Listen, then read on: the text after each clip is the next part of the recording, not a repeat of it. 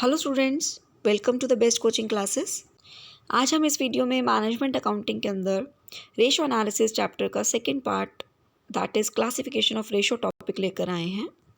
इससे पहले अगर आप मेरे चैनल पर नए हैं तो प्लीज़ चैनल सब्सक्राइब कर लें, साथ ही साथ बेल आइकन क्लिक कर लें ताकि आने वाले वीडियोज़ के अपडेट्स आपको मिलते रहें। Let's start with the today's topic, classification of ratios. हमारे रेशोज़ को 4 टाइप्स में डिवाइड किया जाता है।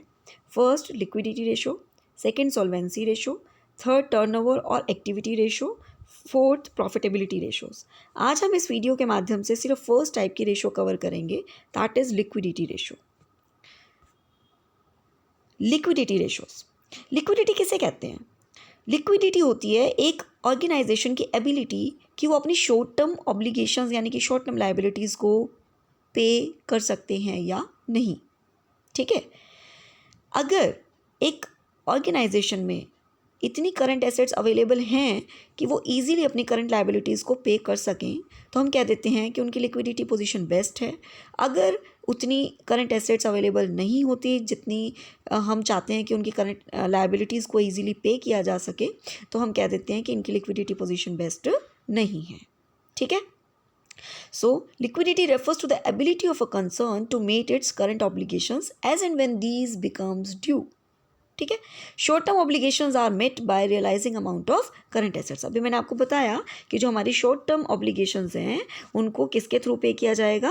करंट एसेट्स रियलाइज किया जाता है। ठीक है, सो हम कह रहे हैं कि अगर if firm have too much current assets that are sufficient to pay current liabilities, then it will be presumed that liquidity position of the concern is satisfactory. ये बात मैंने अभी आपको बताई कि अगर आपके पास इतनी करंट एसेट्स अवेलेबल हैं कि आप अपनी करंट लायबिलिटीज़ को ईजीली पे कर सकें, ठीक है, तो हम कह देंगे कि उनकी लिक्विडिटी पोजीशन बेस्ट है। सो लिक्विडिटी चेक करने के 3 तरह के रेशोज़ हम फाइंड आउट कर सकते हैं चेक करने के लिए। फर्स्ट आता है current ratio, second liquid ratio जिसको हम side by side quick ratio और एसिड टेस्ट रेशो भी बोलते हैं। थर्ड आता है एब्सोल्यूट लिक्विड रेशो जिसको हम सुपर क्विक रेशो और कैश रेशो भी बोलते हैं। आज हम इस वीडियो में इन तीनों टाइप्स की थ्योरी और फॉर्मूला कवर करेंगे। नेक्स्ट वीडियो इनके प्रैक्टिकल क्वेश्चंस के साथ लेकर आएंगे। सो आज के टॉपिक में थ्योरी कवर करते हैं। Current ratio, this ratio defines the relationship between current assets and current liability of the business.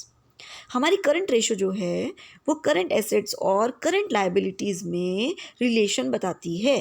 ठीक है, this ratio shows whether the current assets are sufficient enough to pay back the current liability of the business और not. मतलब ये ratio आपको ये बताएगी, management को ये डिसीजन लेने में हेल्प करेगी कि क्या हमारे ऑर्गेनाइजेशन में इतनी करंट एसेट्स हैं कि करंट लायबिलिटीज़ ईजिली पे हो सकें। ठीक है, सो करंट रेशो निकालने का जो फॉर्मूला रहता है वो रहता है current assets upon current liabilities. Current assets होती क्या है? करंट एसेट्स वो एसेट्स होती हैं जो विद इन 1 ईयर कैश में कन्वर्ट हो जाए। ठीक है, जैसे कि cash, cash at bank, debtors, bills receivable, ठीक है, short term investment, stock, inventories, prepaid expenses. आप सबको पता है ये सब हमारी क्या होती हैं? Current assets.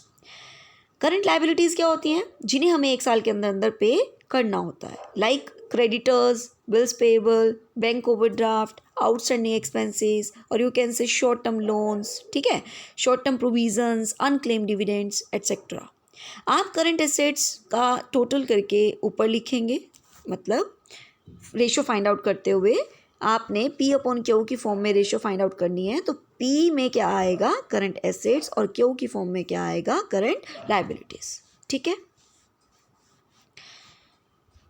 एक बात और नोट कर लीजिएगा, जो हमारी स्टैंडर्ड करंट रेशो होती है वो 2:1 होनी चाहिए। ठीक है, which means that current asset should be twice. हमेशा करंट एसेट्स जो हैं करंट लायबिलिटी से डबल होनी चाहिए।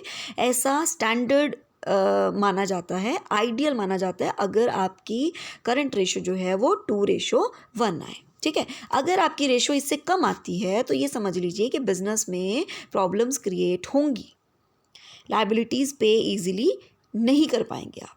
ठीक है, सो नेक्स्ट चलते हैं liquid ratio. Liquid means quick और जल्दी, है ना। When there is a pressure to pay the current liabilities immediately, जब आपके सिर पे प्रेशर पड़ा हुआ है ये करंट लाइबिलिटीज़ इमीडिएटली पे करनी है, बहुत शॉर्ट नोटिस में, बहुत कम टाइम में, आपके पास ज़्यादा टाइम नहीं है, आप वेट नहीं कर सकते कि इतने दिनों में पैसे आएंगे और हम पे करेंगे, तब हमारी कौन सी रेशो फाइंड आउट की जाती है? Liquid ratio. ठीक है, जो हमें ये बताएगी कि क्या आपका बिजनेस में मतलब इतनी एसेट्स अवेलेबल हैं कि क्विकली आप किसी की पेमेंट जो है वो कर सकें। ठीक है, तो हम कह सकते हैं जो हमारा लिक्विड रेशो है वो रिलेशनशिप है between quick assets and current liabilities. So quick ratio निकालने का जो फॉर्मूला रहता है वो रहता है quick assets upon current liabilities. अब क्विक एसेट्स आप कहेंगे कौन सी होती हैं? सारी करंट एसेट्स क्विक एसेट्स है, सिर्फ दो एसेट्स को छोड़कर, first is stock and second is prepaid expenses. ये दोनों एसेट्स जब आप करंट एसेट्स में से माइनस कर देते हैं तो आपके पास क्विक एसेट्स आ जाती हैं। होप आपको ये फॉर्मूला भी क्लियर है। और हमारी लिक्विड रेशो में जो स्टैंडर्ड रेशो मानी जाती है वो मानी जाती है 1:1। अगर आपकी 1:1 से डाउन आती है तो समझ लीजिए कि बिजनेस में प्रॉब्लम आने वाली है। ठीक है, आप अपनी लायबिलिटीज़ ईजिली पे नहीं कर पाएंगे जो कि आपको क्विकली पे करनी है। ठीक है, सो ये जो आइडियल रेशो है वो 1:1 तो होनी ही चाहिए। नेक्स्ट आपके पास आती है absolute liquid ratio. There may be doubts regarding receivables, debtors, bills receivable, regarding the realization into cash in time.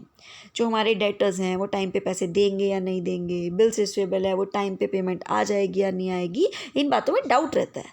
So some are of opinion that absolute liquid ratio should be computed to test liquidity of the business. तो कईयों का ये opinion है कि liquidity अगर आपको find out करनी है तो आपको कौन सी रेशो मतलब कौन सी रेशो आपको निकालनी चाहिए, कंप्यूट करनी चाहिए? Absolute liquid ratio. सो एब्सोल्यूट लिक्विड रेशो निकालने का जो फॉर्मूला रहता है वो रहता है absolute liquid assets upon current liabilities. अब एब्सोल्यूट लिक्विड एसेट्स होती कौन कौन सी हैं? कैश, बैंक और मार्केटेबल सिक्योरिटीज़, जो कि टेम्परेरी इन्वेस्टमेंट है, जो बहुत जल्दी क्विकली कैश में कन्वर्ट हो जाएगी बिकॉज टेम्परेरी इन्वेस्टमेंट है। ठीक है, सो यहाँ पर इन्हीं 3 एसेट्स को इंक्लूड किया जाता है as a absolute liquid assets. Hope आज की थ्योरी आपको क्लियर है। नेक्स्ट वीडियो लेकर आएंगे हम इन टॉपिक्स पर बेस्ड प्रैक्टिकल क्वेश्चंस की। अगर वीडियो पसंद आई प्लीज़ लाइक कीजिए, शेयर कीजिए, चैनल सब्सक्राइब कर लें, साथ ही साथ बेल आइकन क्लिक कर लें ताकि आने वाले वीडियोस के अपडेट्स आपको मिलते रहें। आपके सब्सक्राइब करने से हमें मोटिवेशन मिलता है कि हम आपके लिए नेक्स्ट टॉपिक्स पर वीडियो बनाते रहें। Thank you and have a nice day.